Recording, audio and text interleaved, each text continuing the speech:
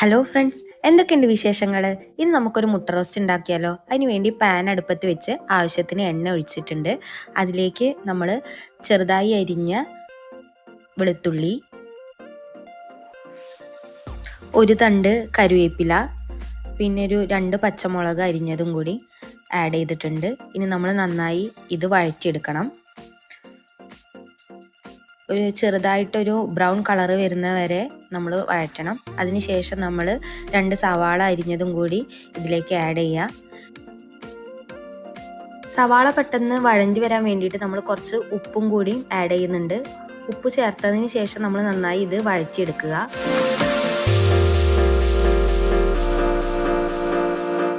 അപ്പം നമ്മൾ സവാള നന്നായി വഴണ്ടി വന്നിട്ടുണ്ട്.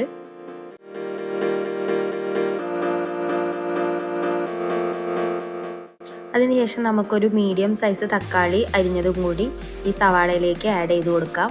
എന്നിട്ട് ഇത് നന്നായി വഴറ്റിയെടുക്കണം.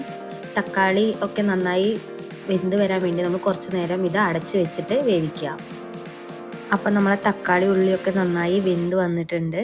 ഇനി നമുക്കിതിലേക്ക് മസാലകൾ ആഡ് ചെയ്യാം.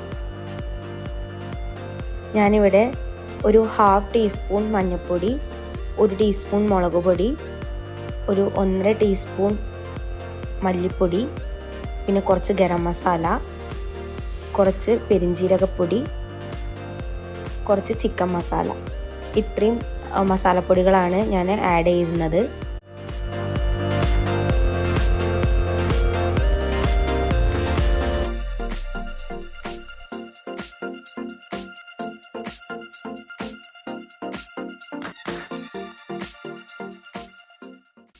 ഇനി നമുക്ക് ഈ മസാലകളുടെയൊക്കെ ഒരു പച്ചമണം മാറുന്നത് വരെ ഒന്ന് നന്നായിട്ട് ഇളക്കാം.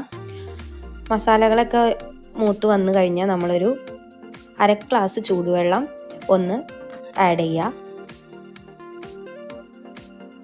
ഇനി നമുക്ക് വേവിച്ച് വെച്ച മുട്ട കൂടി ഈ മസാലയിലേക്ക് ആഡ് ചെയ്യാം.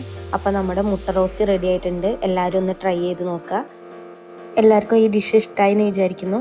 അപ്പോൾ എല്ലാവരും എൻ്റെ ചാനൽ ഒന്ന് സബ്സ്ക്രൈബ് ചെയ്ത് എന്നെ സപ്പോർട്ട് ചെയ്യുക. അപ്പോൾ ഇന്നത്തേക്ക് ബൈ.